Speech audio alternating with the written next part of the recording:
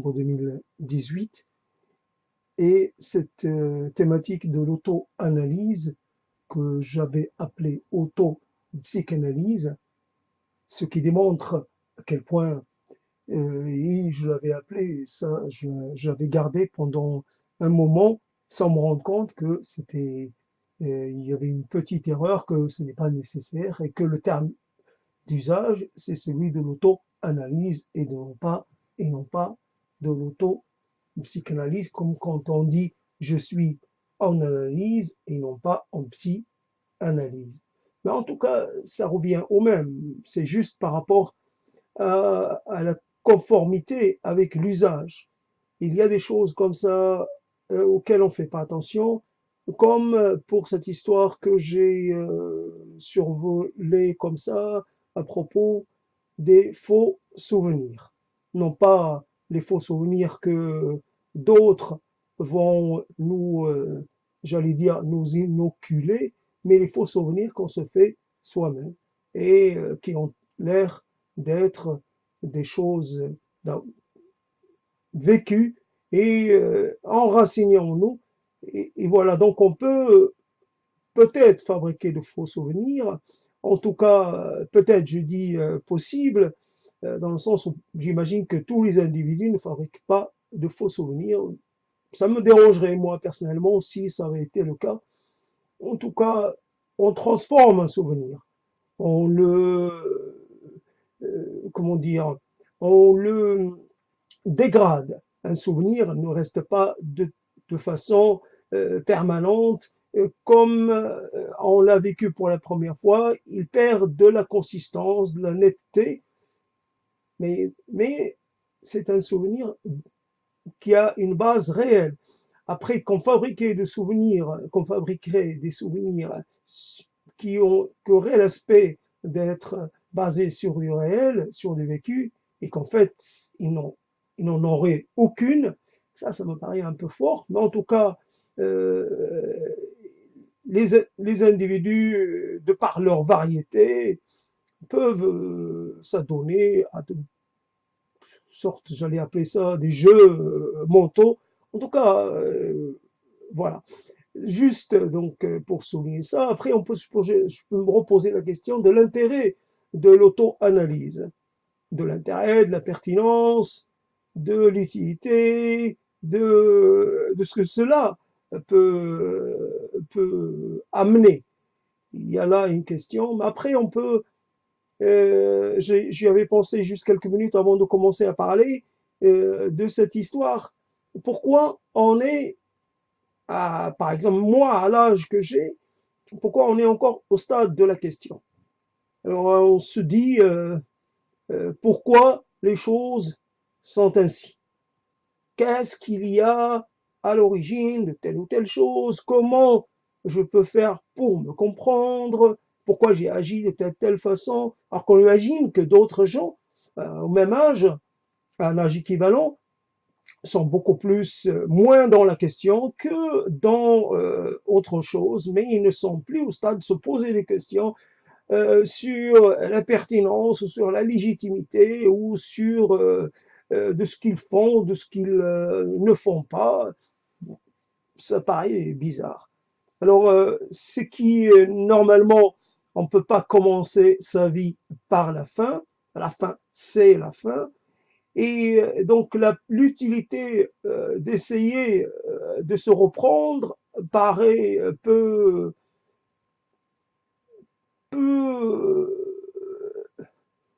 comment dire, peu pertinente, peu assurée.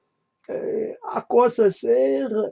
Est-ce que je vais pouvoir accoucher d'un être nouveau qui, lui, serait beaucoup plus résolu, beaucoup moins dans la tourmente, beaucoup moins dans la question, beaucoup moins dans l'à peu près, un être qui irait directement vers l'essentiel et qui ne s'encombrerait pas de choses accessoires. Est-ce que moi, je peux être quelqu'un d'autre, autre que moi-même, autre que celui que j'ai été jusqu'à cet instant? Je suis toujours en continuité avec moi-même et c'est pas parce que je dit quelque chose, que cette chose acquiert le statut de réalité, c'est-à-dire permanente. Je peux affirmer une chose et en même temps me contredire sur l'instant, à l'instant même, ou alors me contredire plus tard. Donc il y a juste une précision, pas petite, mais énorme précision, c'est qu'il y a, comme on dit, quand on dit dans le lâcher prise, qui est vécu comme quelque chose de positif, et alors c'est un lâcher prise par rapport à la vie. Il y a un renoncement. Un lâcher prise, ça veut dire je m'accroche plus, je laisse les choses aller d'elles-mêmes. Je sais que ça va se terminer d'une certaine façon que je vois se produire et se reproduire, donc il n'y a pas de doute sur l'issue, mais en attendant, je ne fais plus de, de tentatives, je fais juste quelques petits trucs comme ce type d'exercice pour, je ne sais pas, comme une sorte de pied de nez ou comme une sorte de petite fantaisie que je m'accorde. Et voilà, donc je dirais que le problème, beaucoup de gens reprochent aux sociétés paternelles d'être des sociétés, etc., rigides, presque discriminantes, des sociétés sexistes et tout ce qu'on veut. Mais on imagine que l'individu mâle qui est issu de ces sociétés va, va profiter d'un certain nombre de privilèges et qu'il va être finalement quelqu'un comment dire, quelqu'un doté euh, de- d'une certaine assurance. Euh, le problème, c'est que l'être issu d'une société paternaliste, il a le défaut d'être, et société aussi avec une tradition prophétique, c'est qu'il a le défaut de vouloir faire, défaire et faire, ou faire et défaire, peu importe l'ordre. En tout cas, c'est un individu qui, tout au long de sa vie, essaie d'influer sur les choses et n'accepte pas les choses telles qu'elles sont, il essaie de les transformer. Il essaie de faire de la révolution. Il est un être qui cherche, voilà, on va dire d'une autre façon, qui cherche sa place, mais qui cherche une place pas modeste, qui veut fonder, un fondateur, plutôt qu'un révolutionnaire, un fondateur. Et cette ambition de fonder va parce que on lui a dit qu'il était comme ça. On lui a fait comprendre, il a hérité de cela. C'est une qualité que d'être doté d'un désir de faire euh, à une échelle importante. Et donc il veut défaire, il veut arranger les choses selon ce qu'il conçoit comme juste ou pas, et ainsi de suite. Ainsi, c'est un être qui ne se contente pas, même si il donne l'impression d'être dans une certaine euh, non-révolution, non-réaction, mais au fond de lui-même, il ne se contente pas de son statut. Alors, euh, il peut chercher à échouer, quitte à s'accommoder ou à faire des compromis, à échouer, comme tous les prophètes, par exemple, simplement les prophètes qui ont échoué parce qu'ils n'ont pas réussi, et qui ont été, non pas reçus et finalement suivis et honorés, mais qui ont été persécutés et qui ont fini par être mis à mort. Euh, voilà, ils n'ont pas laissé de traces. Là, leur message n'a pas été capté. et choses comme ça. Donc, on est une sorte de prophète, la chose dont je voulais traiter, une sorte de prophète avorté, un prophète qui n'a pas pu exporter ou médiatiser sa prophétie. Or, le problème avec l'idée de prophétie, c'est qu'il faut avoir quelque chose à dire. N'est pas prophète qui le veut, ou qui le déclare, ou qui s'en réclame. C'est pas quelque chose de facile. Il faut avoir du verbe en stock.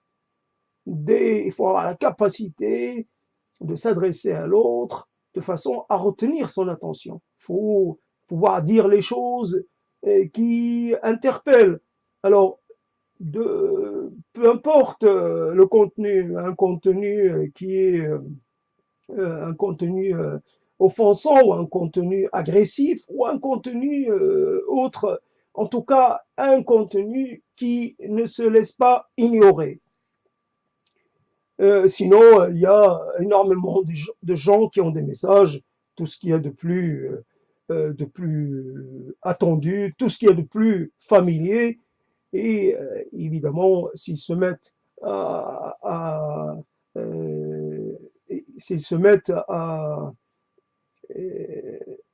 à proclamer, ils n'iront pas loin puisque leur message est déjà connu dans une sorte de reproduction, de copie de Jésus, de Mohamed ou des choses comme ça. Ce seraient des mauvaises copies. Évidemment, ils vont mieux l'original que la copie, comme on dit habituellement. Voilà la question de quelquefois, tout à l'heure, il y avait une émission sur l'héritage comme catégorie conceptuelle en sociologie, etc. L'héritage, le fait de pouvoir disposer, là, c'était pas l'héritage culturel, mais c'était l'héritage économique qui est une qui, qui rend toute égalité impossible dans la société parce qu'il génère de la hiérarchisation, la différenciation de façon, j'allais dire, automatique et continue. Et donc, quelquefois, quand on est en échec personnel, on cherche à, non pas à se focaliser, on cherche une victime expiatoire, on cherche euh, euh, à reporter la responsabilité sur quelque chose de plus grand que soi-même. Alors c'est le manque justement d'environnement propice, le manque d'héritage, le manque d'éléments, soit culturels, soit étant entendu que la culture, c'est ce qui permet de comprendre l'environnement autour de soi-même et de pouvoir interagir de façon la plus efficace avec lui. Et donc, euh, la culture, c'est la capacité de s'adapter aux situations, j'allais dire, je trouve pas le terme, aux situations euh, qui, au- pourtant c'est quelque chose de simple. Et puis au changement, euh, s'adapter,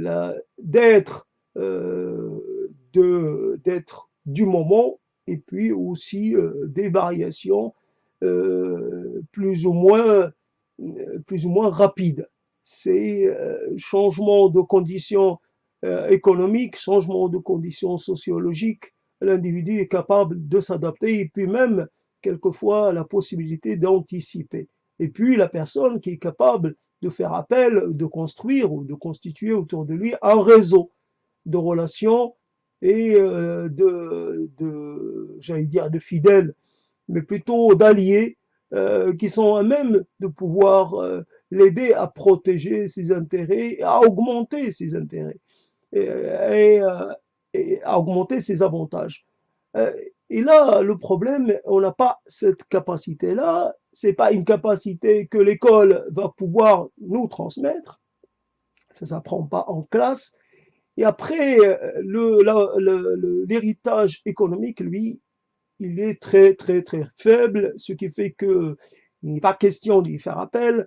Alors, ça fait que un individu, quoi qu'il fasse, certains réussissent, évidemment, on en connaît tous quelques cas, certains réussissent à échapper à ce déterminisme ou à ce super ou supradéterminisme, mais d'autres, la plupart, finissent parce que, obligatoirement, une fois que toutes les niches qui étaient disponibles ont été occupées, les choses se sont rétablies d'elles-mêmes et donc il n'y avait plus de possibilité d'élévation sociale pour les gens issus du milieu pauvre donc élévation, mais élévation temporaire, promotion temporaire pour des raisons d'opportunités réelles et puis situation que moi je n'ai pas connue mais que d'autres ont connue plus tard, plus rien. Ou alors il faut user de méthodes tout à fait, je ne sais pas, particulière pour pouvoir prétendre à certains postes, alors qu'auparavant, le diplôme suffisait. Et donc, voilà un peu le problème qui se pose. Et puis après, il s'agit, c'est le problème qu'on a dans la société, c'est que on a des gens, et on ne sait pas, on laisse s'exprimer une personnalité ou une partie ou un volet de sa personnalité qui n'est pas le plus intéressant. Il y a des gens qui sont plus portés sur la temporisation, sur la, la- sur finalement le, ils, ils sont plus, j'allais dire, défaitistes plus qu'autre chose. Ils sont largement, ils se laissent vaincre facilement. Et quand ils ont face à eux des défis, ils n'arrivent pas à voir comment en venir à bout. Et puis même, donc, ils ne laissent pas, ils ne permettent pas à leur potentiel de progression et d'amélioration de se mettre en place. Et quand on les fréquente, c'est plus, ils partagent le constat qu'on fait, un constat un peu sur le mode je vois pas comment, plutôt je vois pas comment faire, plutôt je vais faire. Il n'y a pas ce je vais faire, je compte faire, c'est que j'ai fait, mais je ne peux pas aller plus loin, j'ai fait, mais ça n'a pas marché, il y a ceci et cela, il y a de la discrimination, il y a toujours quelque chose. Et cette chose, le problème, c'est qu'elle a une base réelle, c'est qu'elle a une base, dire, concrète. Ça part pas de rien. Mais en attendant, d'autres arrivent à s'en affranchir. Comment cela se fait? Pendant qu'on fait un constat d'impuissance, d'autres avancent, avancent malgré les barrières. Et voilà, à un moment donné, cette histoire, il y a comme une euh, incapacité à se dire que quand je me laisse un peu convaincre euh, par l'idée de renoncement, quand j'accepte de renoncer, ce n'est pas seulement je suis pas seulement victime, de ce renoncement victime immédiate, mais je serai la victime ultérieure de ce type de comportement. Renoncer à quelque chose, c'est y renoncer de façon permanente. Garder le désir, trouver comment aboutir à sa réalisation est la chose la plus utile. Ce n'est pas le comment, il aurait fallu se concentrer sur le comment faire pour mieux toujours. Il ne faut pas avancer les raisons de l'acceptation d'un état de fait, mais plutôt comment avancer malgré l'état de fait. On aurait par exemple des choses, on pourrait comme ça insérer des éléments, puis après s'attaquer à un élément après l'autre, et puis finalement, l'idée c'est que on pourrait dire on aura tenté un maximum de choses avant de voir accepter peut-être l'idée, accepter le fait accompli et que voilà. Mais on aura fait, on serait allé au bout de son potentiel. Donc un potentiel qui reste là inexploité ou à peine exploité, on va dire que c'est comme ça, c'est dommage, c'est dommage. Voilà donc à quoi ça peut servir une psychanalyse ou une auto-analyse. À quoi elle peut servir quand finalement, si on amène si on ramène par exemple l'idée s'il ramène l'idée de prophétie à l'échelle de l'auto-analyse, on concevrait ça comme une sorte de maladie mentale. D'ailleurs, la plupart des prophètes, s'ils devaient se manifester aujourd'hui, seraient mis dans les asiles. Et c'est là le problème, c'est que l'auto-analyse va vous persuader que ce que vous dites est de l'ordre, est proche ou loin de la normale, que vous devez faire attention à ne pas basculer du côté de la normalité. Or que c'est comme si il y a un intérêt à garder quelque chose d'anormal, quelque chose de pas net, non pas dans le clair-obscur, mais encore plus fort que le clair-obscur, presque une part importante d'obscurité, une part de non, de gris, de toutes sortes de choses, quelque chose qui n'est pas facile à déterminer. Cette chose-là, cette zone dans laquelle puisent un certain nombre de gens, etc. Parce que c'est dans le désir non satisfait qu'on trouve la matière pour pouvoir repenser le monde, non pas le réenchanter, mais le repenser, tenter de le redéfinir, etc. Le monde a besoin de ne pas se laisser aller au repos. Le repos est néfaste pour un organisme qui peut être du jour au lendemain menacé dans ses capacités de survie et qu'il faut penser les autres, penser nos rapports les uns aux autres, penser nos capacités à faire des choses ensemble ou pas, nos limites, comment mieux nous organiser, comment mieux nous appuyer les uns sur les autres, comment mieux arriver à réduire les conflits, à les rendre moins suicidaires, moins grave d'une certaine façon, comme accepter le fait que le conflit puisse être une composante de nous-mêmes, mais que on ne doit pas lui permettre d'être le maître ou la seule chose, la seule option possible, le conflit, la compétition. On peut trouver d'autres. La compétition n'est pas quelque chose de totalement à la seule à jouer sur la scène, qu'il faut lui adjoindre d'autres d'autres types de comportements, il faut valoriser d'autres valeurs, bah, comme on pourrait dire simplement. Et donc voilà, donc on peut dire, quand on est, à quoi sert pour un individu lambda, comme on dit, tel que moi, à quoi ça peut servir une auto-analyse?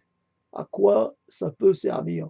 À part le fait de jouer avec les mots, de faire semblant, de tenir un salon tout seul, de tenir une sorte de conférence bizarre et incongrue, voilà, à part d'être dans une situation totalement ou presque totalement artificielle.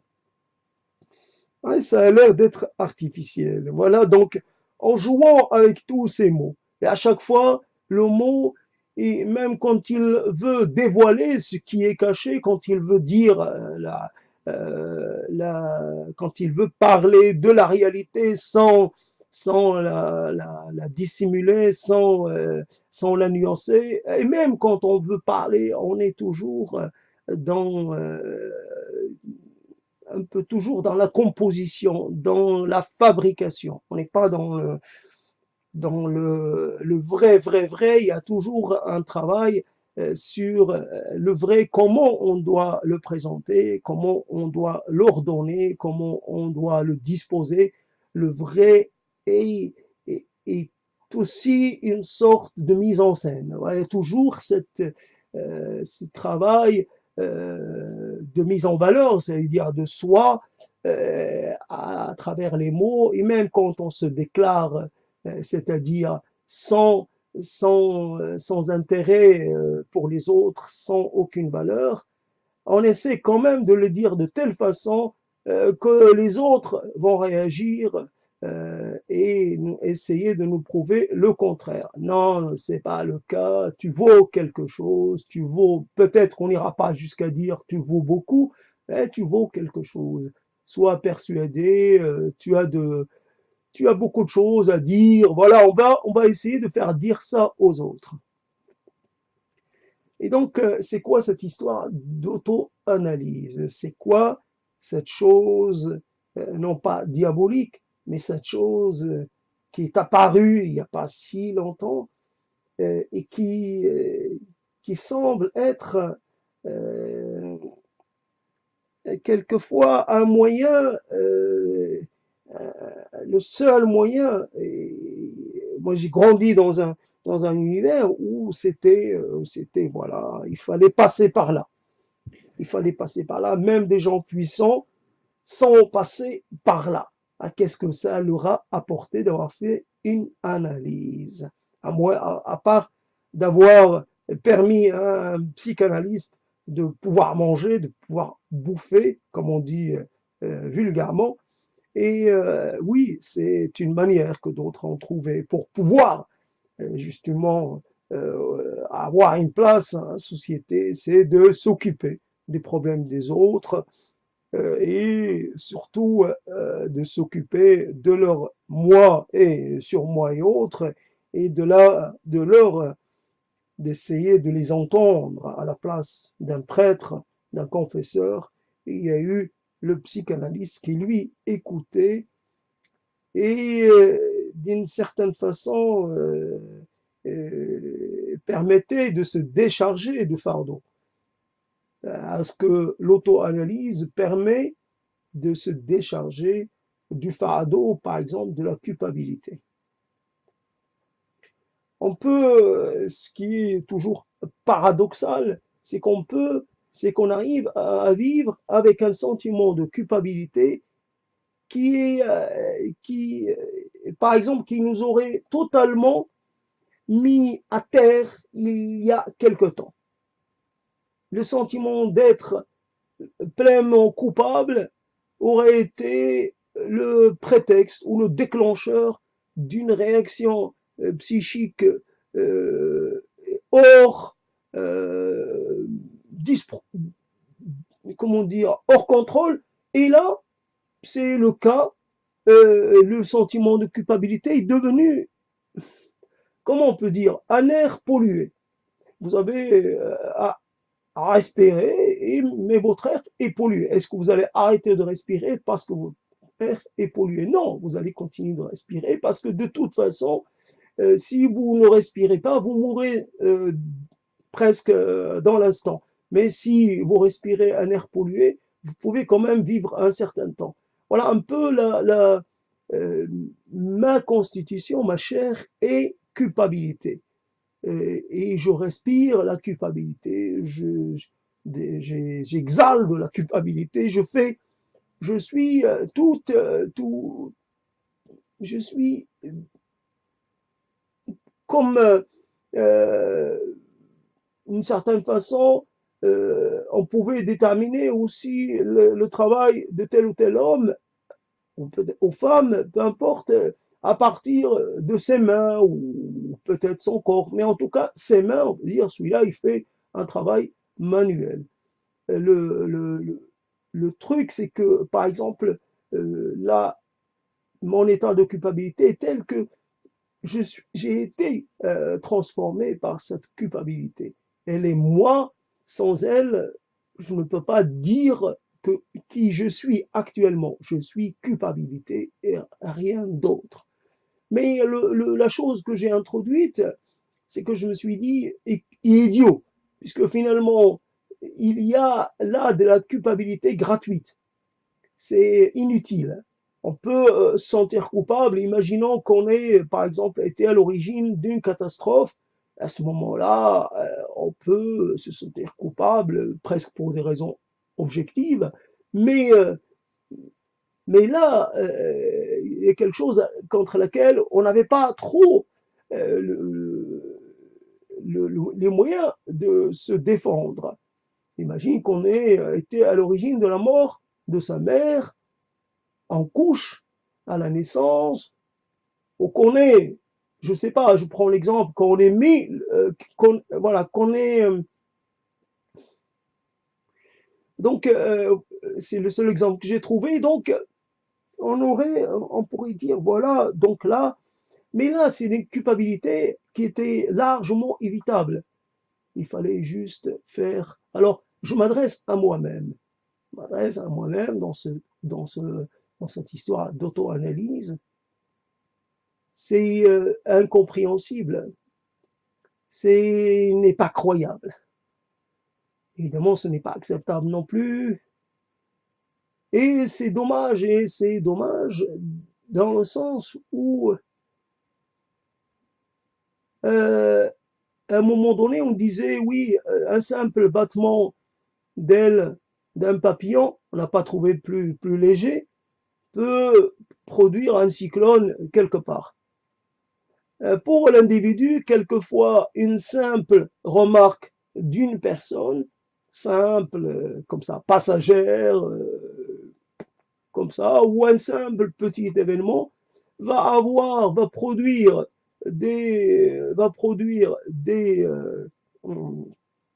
va initier des réactions sans commune mesure avec avec la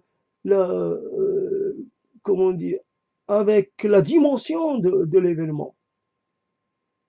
On va dire quelqu'un qui vous dit vous ne valez rien, supposons quelqu'un qui vous signifie euh, votre mise au dehors. Alors, quelqu'un qui vous dit quittez-moi, laissez-moi, quittez-moi. C'est le problème est là. Alors, vous êtes dans la situation de quelqu'un qu'on quitte éternellement, quelqu'un qui est celui qu'on laisse. Évidemment, vous devenez cet être qui passif, qui attend le bon vouloir. Vous voulez de moi, je vais vers vous, vous ne me voulez pas, il est incapable de prendre l'initiative de certaines choses et comment dire, il y a des choses comme ça qui se produisent sans qu'on s'en rende compte et des automatismes presque, on relance même avant d'avoir commencé parce qu'on a peur d'être congédié. Et à de multiples exemples, à de multiples reprises, cette scène originale originelle de la, on va dire, de la répudiation va se reproduire et se reproduire et se reproduire. Et simplement, par exemple, une histoire comme ça, on n'initie pas un rapport parce qu'on a peur de ne pas satisfaire l'autre. Je suis en risque de laisser l'autre sur sa faim parce que je suis persuadé que que mon rythme va pas être le bon. Je suis éjaculateur précoce. J'ai décrété ça sans avoir d'éléments extérieurs au objectif. Voilà, moi-même, je me suis jugé et je suis éjaculateur précoce. Et cette relation, je l'entame pas, je ne la commence pas en pensant que ça va finir, ça va mal finir, ou alors on peut dire je vais mal finir, je vais faire les choses mal, comme d'habitude, par exemple, on va dire ça, alors qu'en fait, il y a eu des contre-exemples, mais on va tenir compte que d'un exemple, d'un seul type d'exemple, et on va dire, j'ai pas envie de me confronter après le rapport un peu interrompu, un peu trop, pas suffisant, pas satisfaisant, rapport, comment on dit, euh, comment on dit l'interruption de grossesse, mais interrompu, ça va pas, un rapport, je trouve pas le terme, une seconde, un rapport qui n'a pas pu aller jusqu'à son terme normal ou médian, et je trouve pas le verbe. Et en tout cas, voilà, ça fait que euh, et, euh, et on n'a pas envie de se retrouver face à quelqu'un comme ça, qu'on n'a pas satisfait, et quelqu'un étranger, puisque le moment magique entre plein de guillemets, le moment du rapprochement sera passé, le moment un peu de, pendant lequel on se rapproche de l'autre, qu'on le conquiert, etc., qu'on se laisse conquérir par lui aussi, par lui, et que ce moment-là sera passé, on va se retrouver avec quelqu'un de parfaitement inconnu, j'ai pas envie de faire face à cela. Alors qu'en fait, on peut accepter le désagrément, le côté malaisé d'une situation. On peut l'accepter parce que le principe permanent, c'est que les choses euh, ne durent pas, elles se transforment. Il y a des choses qui peuvent s'améliorer si on considère que c'est comme ça, une relation comme ça, linéaire, un peu. Alors peut-être que les choses sont plus complexes, mais on va dire, on va accepter ce terme-là, cette, euh, cette vision-là, on va dire linéaire, amélioration. Comment ça peut aussi, on peut dire le pire, c'est que le rapport, que la relation se termine. Donc il n'y a pas pire. Donc à partir de ce moment initial qu'on a jugé un peu catastrophique, on ne peut que s'améliorer. Et obligatoirement, même si j'ai affirmé que l'autre était devenu un étranger, il y a quelque chose qu'on a établi et sur cette base, aussi tenue qu'elle puisse être, aussi ténue qu'elle puisse être, aussi fragile, aussi précaire qu'elle puisse être, on peut quand même euh, se baser sur elle et l'utiliser et reprendre de nouveau le travail de rapprochement, et les choses ne pourront que s'améliorer. Ça peut prendre, ça dépend des situations, des partenaires, de nous-mêmes, etc. Mais ça peut prendre un certain temps. Mais alors, le problème, c'est le renoncement initial. Renoncer à une relation, tout simplement, parce que le propre d'une relation, c'est qu'on ne sait pas comment elle va se terminer. Certaines relations qu'on imaginerait courtes peuvent très bien se révéler des relations beaucoup plus longues et même permanentes.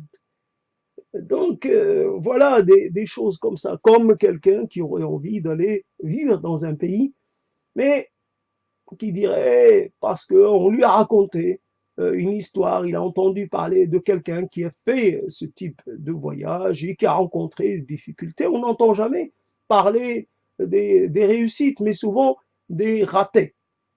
Et non, le ratage de l'un ne signifie pas obligatoirement le ratage d'un autre. C'est chacun fait son travail et chacun peut et chacun a le droit de faire l'essai avant de devoir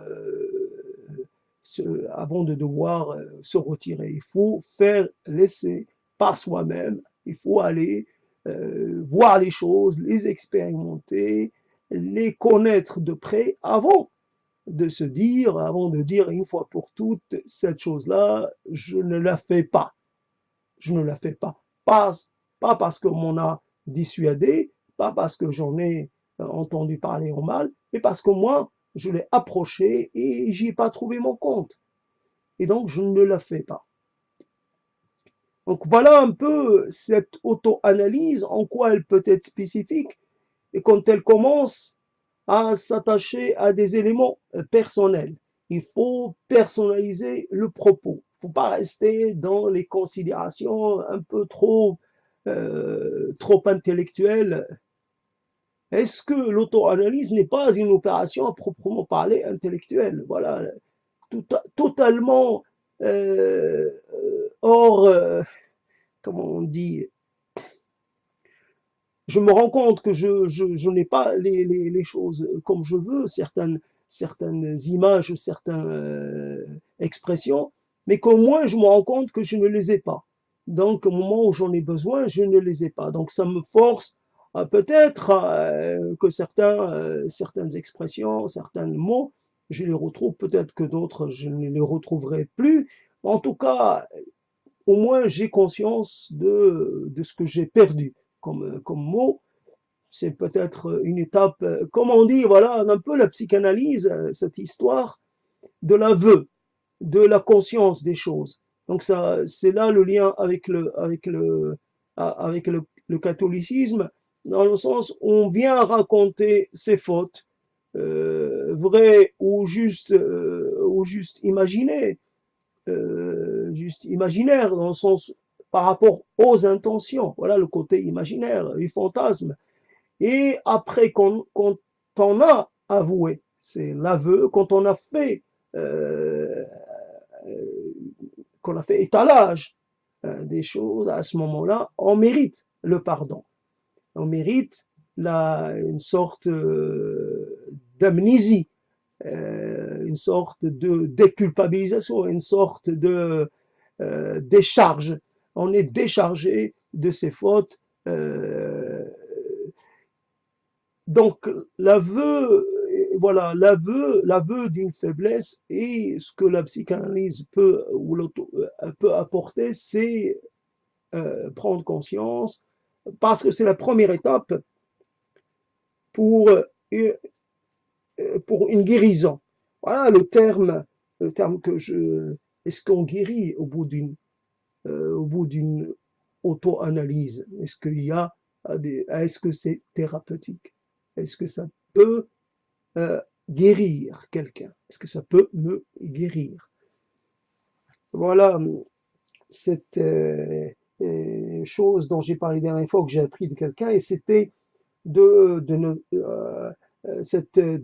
comment dire, cette descente, sortie du général vers le particulier. Est-ce que cet,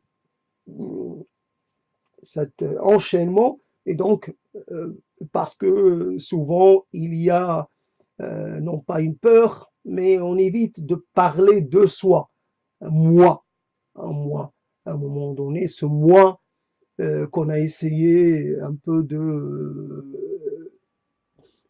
quitter parce qu'on a trouvé que c'était plus intéressant de parler d'un nous collectif que d'un moi individuel. et ce nous collectif parce que il paraissait toujours plus intéressant. Moi, et moi, et moi, et moi, c'est quelque chose qui laisse un peu sur sa faim. Quand je pense à quelque chose et que j'intègre quelqu'un dans l'équation, dans le projet, ça me paraît plus, plus riche, euh, moi tout seul, euh, je ne peux pas changer le monde, je ne peux pas me changer. Et voilà donc cette histoire qui est l'idée, c'est ce qui est marrant dans cette histoire catholicisme et c'est le calvaire du Christ. Comme par exemple, on a des calvaires en France et c'est un calvaire qui est permanent. Voilà l'idée, quand on prend quelque chose, quand on emprunte quelque chose, je vis un calvaire permanent. Ça n'a pas de sens, puisque le calvaire du Christ a duré peu de temps. Le temps de l'amener vers la croix. Et c'est tout. Le chemin, j'ai oublié le chemin de la douleur ou je ne sais plus quoi. Donc cette marche pendant laquelle on a obligé le Christ, d'après évidemment le récit mythifié, et donc on a obligé le Christ à traîner la croix, etc., etc. En tout cas, peut-être la Via Dolorosa, si je me rappelle bien. Et donc, le calvaire n'a pas duré, peut-être on peut un peu dire qu'il a duré le temps jusqu'à ce qu'il ait expiré, ah aussi. Mais on aidait les crucifiés à mourir plus vite en les faisant, en leur tailladant, en taillant la chair. Et donc, quelque part, ça même le fait, même le verbe, ça veut dire faire couler le sang, je n'arrive pas à le trouver. Je trouve ruisseler, je trouve pas l'autre verbe. On peut voir à quel point la dégradation cognitive est importante. Alors, il faut que je fasse un effort, mais je ne vois pas, ça me prendrait du temps pour trouver le terme qu'on dit quand j'ai commencé, non, à saigner, je ne sais pas. C'est saigner, peut-être saigner, peut-être qu'il y a un autre verbe.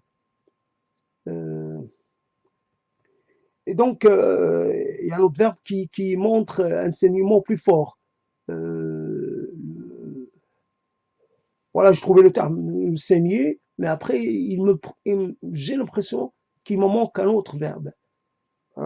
Voilà, donc c'était juste pour montrer la situation de difficulté cognitive, encore ce terme, bon, c'est comme ça. On va dire mental, mémoriel, je sais pas. En tout cas, le problème est que les calvaires qu'on a, par exemple, la crèche de Noël, on la sort au moment de Noël, et puis on la dissimule, on l'a remis, on l'a remis, elle est remise, dans la remise, elle est mise au repos. Le calvaire, c'est quelque chose de statifié, qui est là. Chaque fois qu'on passe devant un calvaire, ben, le Christ est en train d'être conduit vers la croix. Le Christ est en train, le chemin de croix. Voilà, j'ai trouvé le terme, le chemin de croix. Euh, et, euh, et en ce moment-là, on a tendance à se croire toujours vivant un calvaire permanent. Ce n'est pas vrai. Et on a des moments pendant lesquels il n'y a rien. On n'est ni heureux ni malheureux. On est là. On est ailleurs aussi dans un univers bon, on est en train de manger quelque chose et puis c'est bon. On est là, on est bien. Pourquoi on va le nier?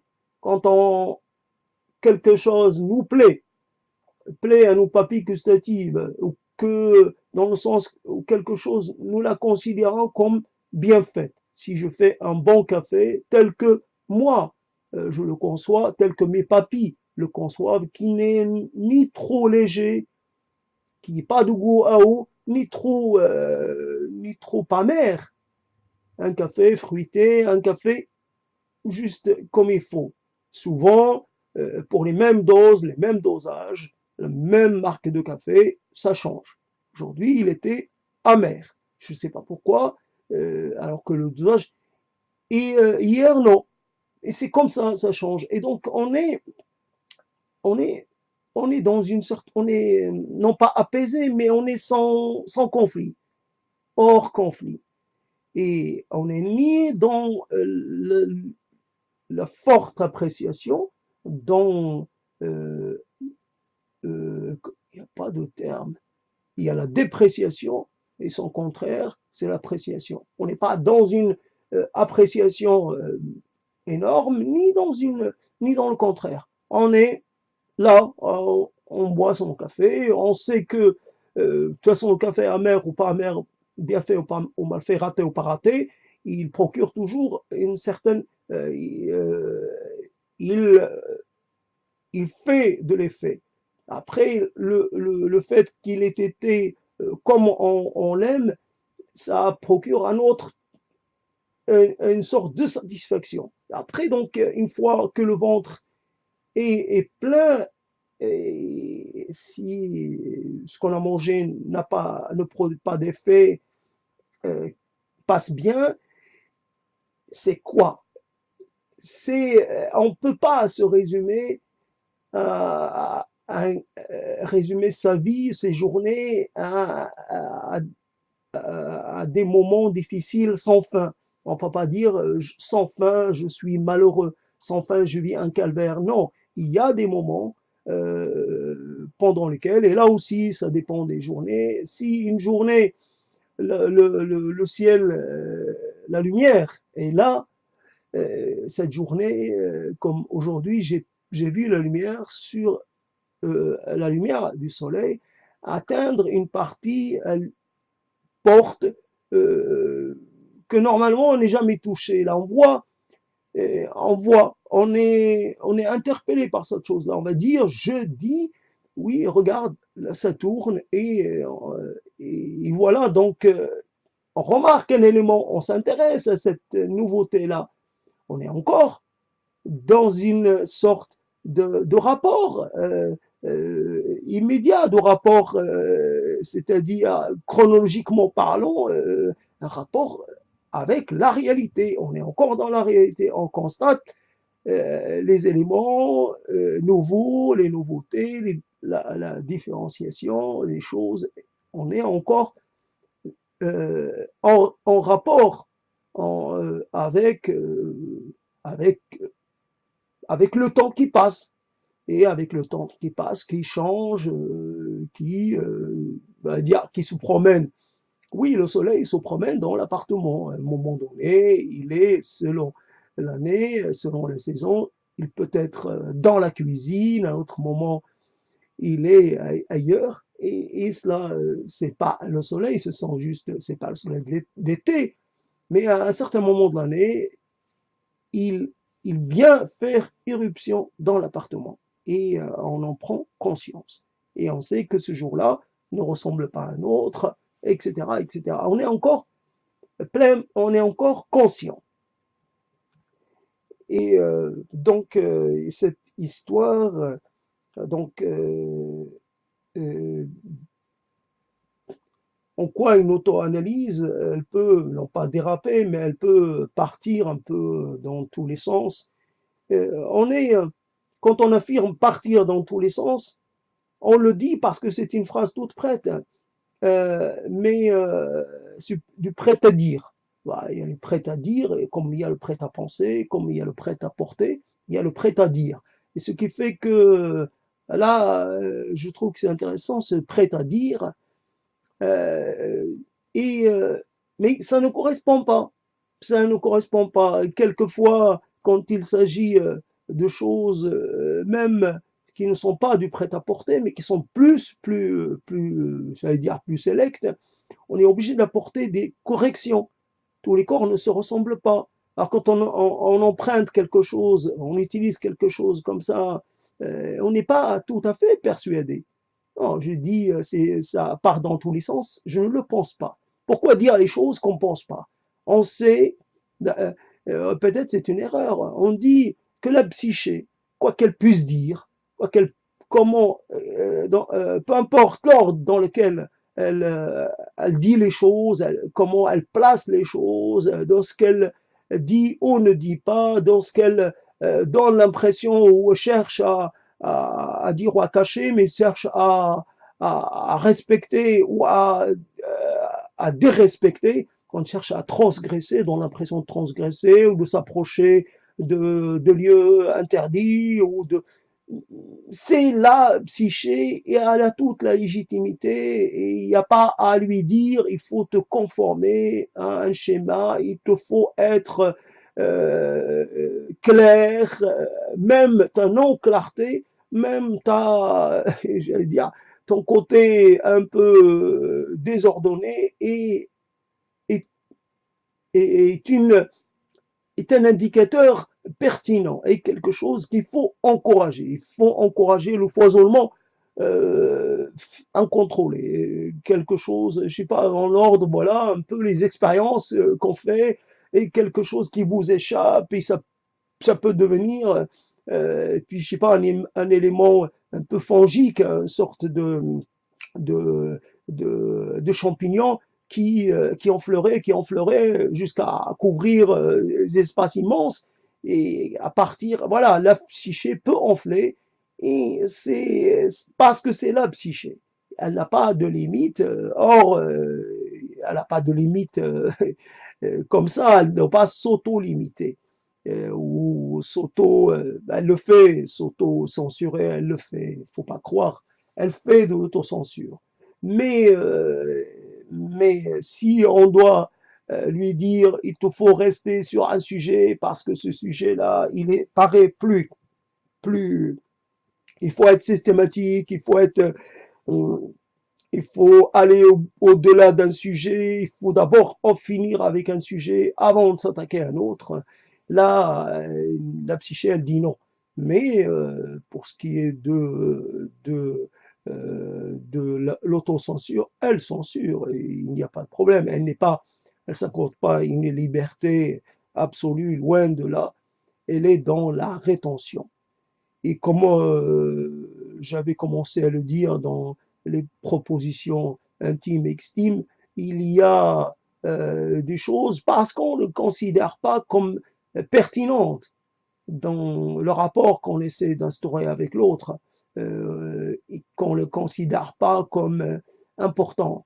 Quand vous dites à quelqu'un quelque chose, il peut très bien croire que c'est la chose la plus il peut la surinterpréter. Donc pourquoi dire certaines choses à quelqu'un au risque de le voir les surinterpréter? Il y avait aussi la question qu'on racontait à une certaine époque, à laquelle on n'a pas réussi à se confirmer, c'est quand on a un secret, c'est qu'il faut jamais le partager. Un secret, il ne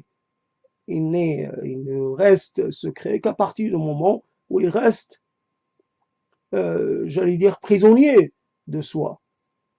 Il n'y a pas, on ne peut pas dire à quelqu'un, je te confie un secret, et puis tu le gardes. Du moment on met le secret, qu'on le sort de la dimension secret, il n'est plus secret. Il appartient à celui à qui on l'a transmis. Après, il en fait ce qu'il veut, il le transmet tel quel, il l'arrange à sa manière, selon et puis il arrange en fonction aussi de sa mémoire. Il peut très bien le rapporter à un moment d'une certaine façon, puis après y introduire des variations parce que le temps aura fait son œuvre et voilà. Donc lui aussi, il est l'otage, non, mais il est aussi dépend aussi de sa mémoire. Donc on raconte pas n'importe quoi à n'importe qui et on raconte pas même, il n'y a pas le n'importe qui, elle raconte rien. Certaines choses, on les raconte à personne. Voilà. Et là, elles ont toutes les chances de rester telles quelles. Et il y avait, et donc, euh, mais ce qui est le problème, cette chose apparaissait comme une préoccupation inutile, comme ce n'est pas la peine. comme un peu archaïque, cette vision du secret, cette vision de l'avoué, de l'inavoué, cette vision de la chose à garder pour soi-même ou à garder dans un cercle étroit, c'est-à-dire à l'intérieur d'une famille qu'elle ne doit pas sortir de la famille, c'est un secret de famille. Cette chose-là, cette préoccupation apparaît donc comme surannée. Et voilà, c'est là la question. Après, on ne cherche pas à cacher des choses aux autres, on cherche plus à leur faire comprendre qui on est, pour quand ils réagissent, et réagissent dans le bon sens. C'est-à-dire, souvent, quand on demande de l'aide à quelqu'un, de l'écoute, évidemment, si on demande de l'écoute, on demande plus, on demande une action autre, supplémentaire, ou une action qui normalement vient automatiquement après l'écoute, c'est-à-dire de l'action. On demande une action. J'appelle pas ça de l'aide, mais on demande une action. En fonction de ce qu'on a dit, en fonction de ce qu'on a transmis, on demande une action, une réaction, un geste particulier. Et c'est ce qu'on essaye de tout dire pour que la personne puisse, je ne sais pas, on défend sa cause. Et on défend sa cause en mettant, en ne rien omettant. Tout ce qui est bon, tout ce qui est utile comment dire, au renforcement d'une relation ou comment dire, tout ce qui permet d'éclairer nos motivations, nos peurs, nos appréhensions, tout ce qui permet de détailler nos fragilités, tout ce qui permet de parler de nos hésitations et de nos envies, tout ça, il faut le mettre il faut en faire part. C'est-à-dire, je te dis que je me sens faible face à cette situation, mais mon aveu, là encore, je reviens sur l'aveu, mon aveu n'est pas un aveu définitif, n'est pas pour me diminuer, mais pour dire que je veux aller au-delà de cette situation. Je veux la, la maîtriser. Je ne veux pas en rester prisonnier toute ma vie. Je veux pouvoir. À ce moment-là, tu vas me dire, il te faut faire quelque chose, et ce quelque chose peut commencer par un geste, puis un autre geste, et un autre geste. Là, le fait, il faut essayer de se renforcer, il faut essayer de réacquérir de la confiance en soi en faisant ceci ou cela, et à ce moment-là, les propositions défilent les unes après les autres. Étant entendu que dans les relations, il y a un prêté pour un rendu, quand on écoute quelqu'un, quand quelqu'un nous écoute, à notre tour, nous l'écoutons. Évidemment, dans cette relation de l'analyse, on parle, l'autre écoute, mais il ne dit rien, ne propose rien. Mais après, il n'est rien pour vous. En fait, il n'est ni un confident, ni un ami, ni un allié. Il est dans une extériorité. C'est ça qui est bizarre. On ne peut pas lui dire, euh, c'est pas une sorte de coach. On ne peut pas lui dire, je ne peux pas aller dans cet endroit parce que, je ne sais pas, moi par exemple, je ne peux pas rentrer dans les galeries de peinture. On va dire, tiens, je t'accompagne dans cette galerie, et puis une fois qu'on sera rentré dans une première galerie, on va rentrer dans une deuxième, et puis on fera 2 galeries cette semaine, et puis dans 15 jours, on verra si toi tu as réussi à y aller, à y revenir tout seul, c'est bon, là c'est gagné, mais sinon je reviendrai, on ira ensemble. Non, je dis les choses, je dis que je ne peux pas faire cette chose-là. Ton rôle à toi, c'est d'être présent au moment où je le dis, mais ça ira pas plus loin. Ah, évidemment, le coach, d'où le succès du coach, et le coach vous accompagne dans vos démarches. Le coach vous dit, tiens, il y a cette chose-là, voilà, vous êtes en face allez-y, faites le premier pas, faites le premier pas, je vais vous montrer, je fais ça devant vous, et ça paraît plus concret, beaucoup moins en mots et beaucoup plus en actes. Et c'est ce qui manque dans cette affaire. Euh, euh, quand quelqu'un dépend de votre argent, vous ne pouvez pas lui parler de vos problèmes financiers. Lui, il va dire, j'ai besoin de cet argent. Je ne vous écoute pas pour rien. J'ai besoin de votre argent. Et si vous devez sacrifier quelque chose malgré vos revenus insuffisants, faites un sacrifice et donnez-moi de quoi, donnez-moi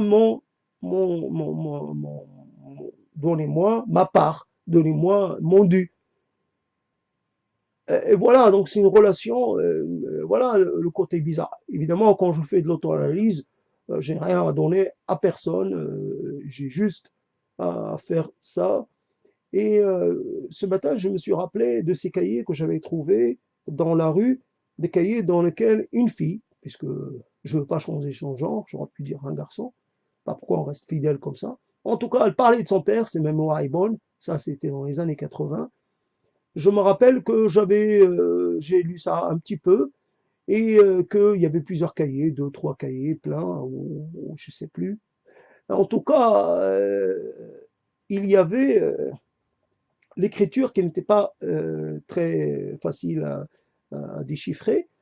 Et donc, le problème quand on parle, après on peut avoir une voix difficile à écouter sur un certain temps, sur une certaine longueur, mais par contre, tout est déchiffrable.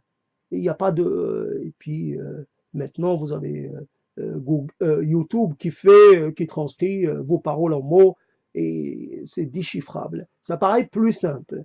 Quand on a un stylo, il faut tourner la page. Un stylo, il faut écrire, après il faut tourner la page, il faut se conformer à la physicalité de la page et, euh, et ça pose un problème.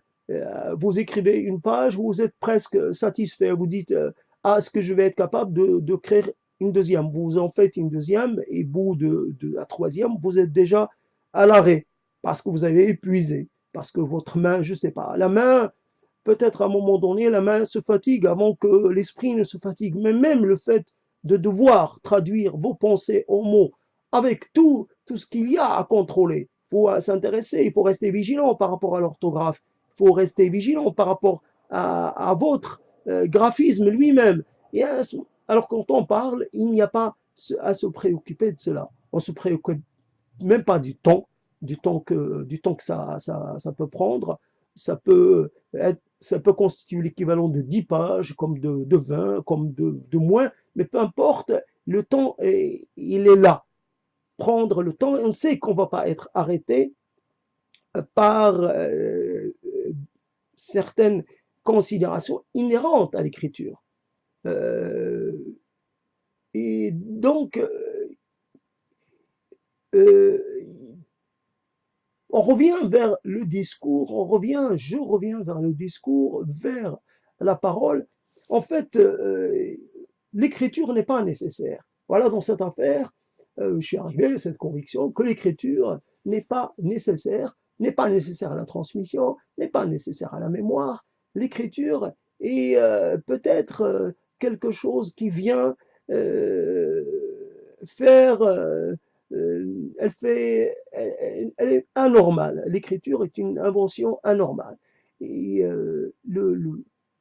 ce qu'on apprend, c'est le langage, et le langage n'a pas besoin d'être écrit.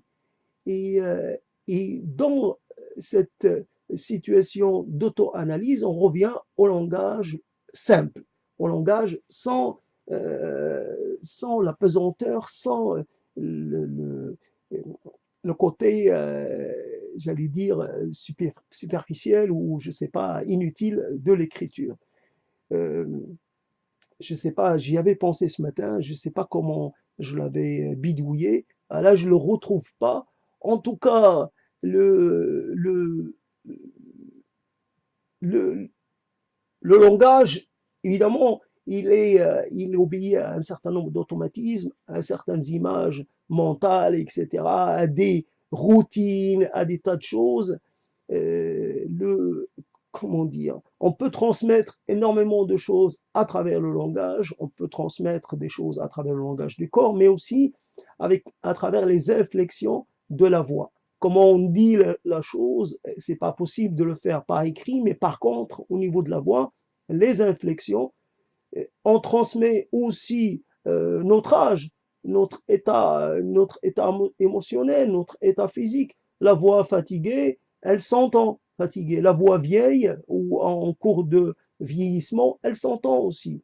Elle se laisse, c'est-à-dire les intonations sont là.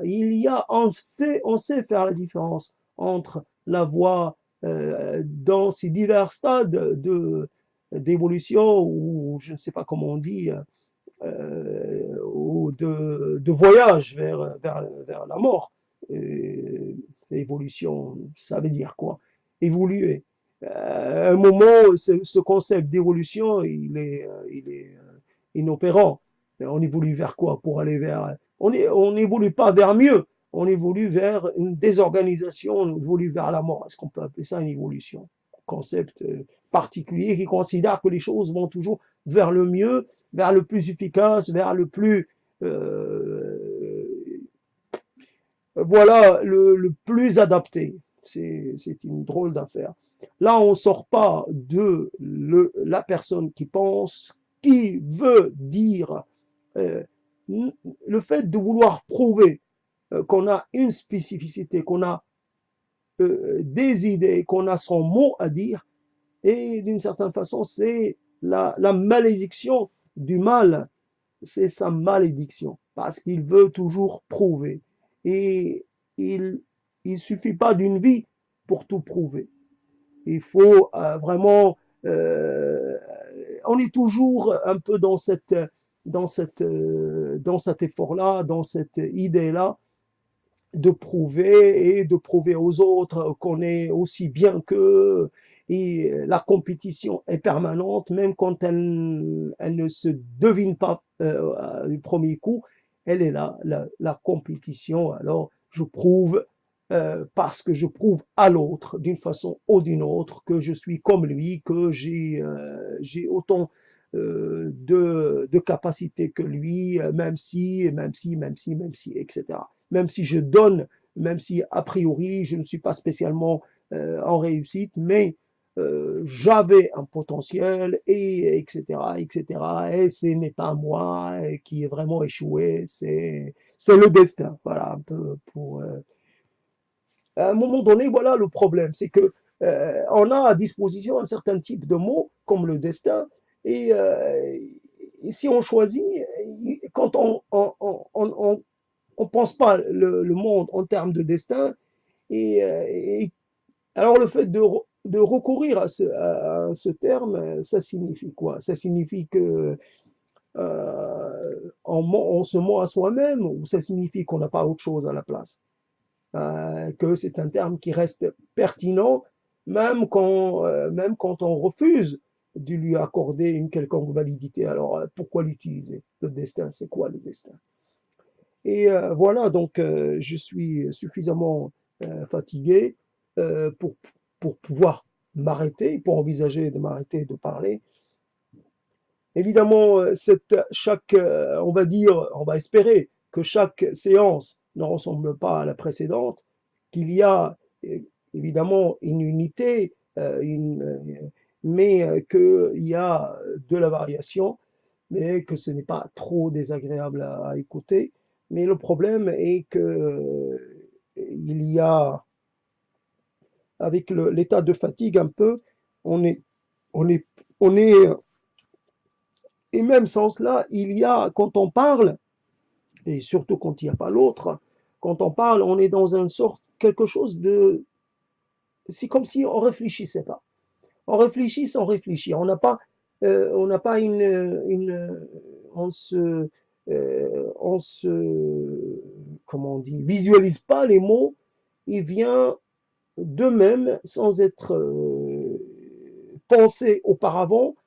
Et alors, la question de définir ce qu'est la pensée, ce qu'est le fait de penser. Quand on sait pas, on sait pas comment les choses. Alors qu'en fait, j'ai l'impression de ne pas être présent, d'être là sans être là. Et comment ça se fait que je parle alors qu'en fait, j'ai une idée un peu bizarre. C'est comme si j'étais pas hors de mon corps, mais si comme si ma présence manquait de consistance.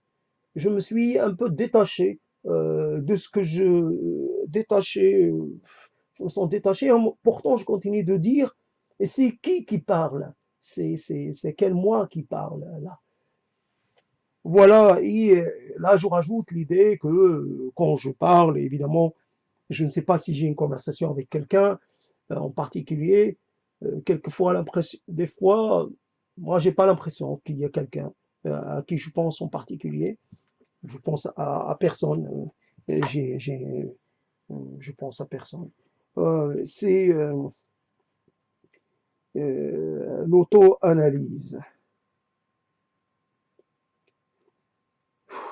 Là, j'essaie de dire, de faire une petite conclusion. Non, une conclusion. Et puis, ça va se faire ou ça va pas se faire. Euh, la conclusion, c'est que je ramène un peu vers le général en disant que l'être humain, il est,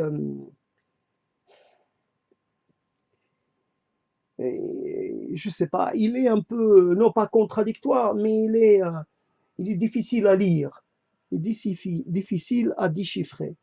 À un moment, on a l'impression d'avoir quelqu'un en face qui affirme des choses, qui se comporte de telle façon. Et si on ramène ça à soi, on a l'impression, quand on a fait certaines choses, de pas être, de pas être soi-même, de pas avoir été soi-même. Et pourtant, on a rien fait pour contredire cela. On a dit des choses comme ça, on a fait des choses, et puis actuellement, il y a des choses qui ont hypothéqué notre avenir parce qu'on a pris une décision ou alors on a pris une décision sans la prendre. On a laissé les choses aller d'elles-mêmes. Et puis c'est comme ça. Alors l'être humain, à quel moment il va dire j'ai la maîtrise de ce que je fais. J'ai la maîtrise jusqu'à un certain point, évidemment. Si, par exemple, tel gouvernement, telle autorité décide de laisser, je ne sais pas, qu'elle décide d'un certain degré d'inflation, cela, cela va avoir des répercussions sur moi, mais je ne peux rien y faire. Ce n'est pas de mon ressort individuel, mais il y a des choses que je peux maîtriser. Quand, par exemple, aller quelque part dans un espace consacré à une activité où, et cet espace-là, il est là à ma disposition. Et aller cet espace, cela m'est possible et pourtant je n'y vais pas parce que rien ne me l'interdit, il n'y a pas de loi qui m'interdit d'aller, par exemple, quelque part, peu importe j'ai pas d'exemple, mais je ne le fais pas parce que personnellement, j'ai des choses qui m'arrêtent, qui m'empêchent de le faire. Donc l'individu, à partir du moment où il n'est plus dans cette incapacité génère, qu'il génère lui-même. Voilà. C'est le rapport un peu avec l'autre qui permet d'arriver au bout de ces choses-là. Alors, seul, non, ça marche pas. Quand l'autre, il vous expose un autre proche, quand vous lui dites que vous avez du mal avec certaines choses, lui aussi, il essaie un peu de comprendre, il essaie de vous aider, et vous aussi, vous faites pareil. Et de là, il n'y a aucune prise de pouvoir, ni de l'un ou de l'autre, il y a une certaine équivalence, une certaine aide réciproque, il y a quand vous avez personne, les choses ont tendance à rester telles quelles. Et une fois passé le temps, les choses deviennent totalement impossibles à atteindre, à défaire. Voilà, on est dans une sorte de situation invivable et pourtant on la vit. Ça paraît complètement ahurissant, incompréhensible, scandaleux, impossible. Pardon, impossible. Voilà une sorte de réaction spontanée. Je dis pardon alors qu'il n'y a personne en face, à côté de moi. Et parce que je parle, on va dire, donc je parle, c'est comme si j'avais quelqu'un et je dois dire, je dois demander pardon euh, pour, euh, pour ce que ce qui est sorti, pour le bruit que j'ai fait. Et, euh, et c'est ça qui est bizarre. Alors que si je l'avais fait sans être en train de parler, je n'aurais pas demandé pardon. Cet automatisme est cette chose qui est accrochée à une autre. Parler, ça se fait en société. Parler tout seul, ça ne marche pas. Et même dans le cadre de l'analyse, on parle en présence de quelqu'un. Donc l'auto-analyse, et elle a ce défaut, c'est qu'elle elle est dans une position totalement, non pas fausse, mais bizarre. Et elle joue un jeu comme quelqu'un qui joue contre lui-même. Ce n'est pas possible de jouer contre soi-même dans un jeu qui se jouerait à plusieurs. Ça ne marche pas. On peut, euh, il faut qu'il y ait il faut qu'il y ait l'élément de surprise. Il faut qu'il y ait, et on ne se surprend pas soi-même. Ce n'est pas possible. Donc il y a un problème j'allais dire, structurel dans cette affaire d'auto-analyse. Il y a un défaut structurel. Après, toujours, on est content, vas-y, t'es content, dis-le, d'avoir sorti le mot structurel, ah, toi, t'es, voilà, un défaut structurel. C'est quelque chose quand je l'avais euh, exposé pour la première fois, j'ai été content, structurel. Ouais, voilà, la structure.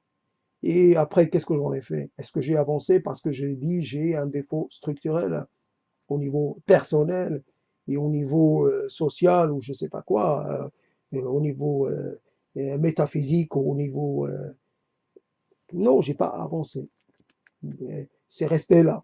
Alors on peut découvrir des choses sur soi-même, mais elles peuvent rester sans effet.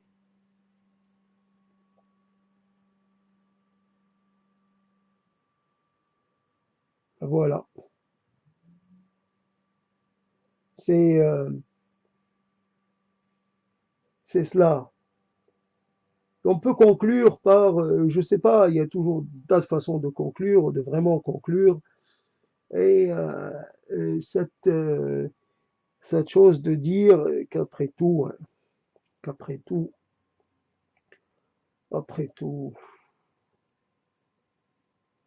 après tout.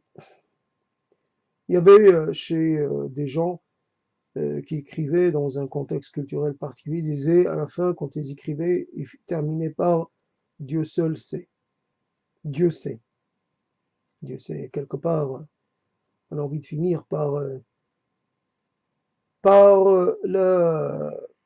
comment dire, non pas l'invitation, mais par la convocation d'une autorité qui serait supérieure. Après tout, après tout, après tout quoi, on n'a rien fait de mal. Après tout, on n'a pas fait les choses exprès. Après tout, moi je suis comme tout le monde. Après tout, c'est, ça aurait pu être pire. Après tout, il faut pas trop, faut pas être trop dur avec soi-même. Après tout.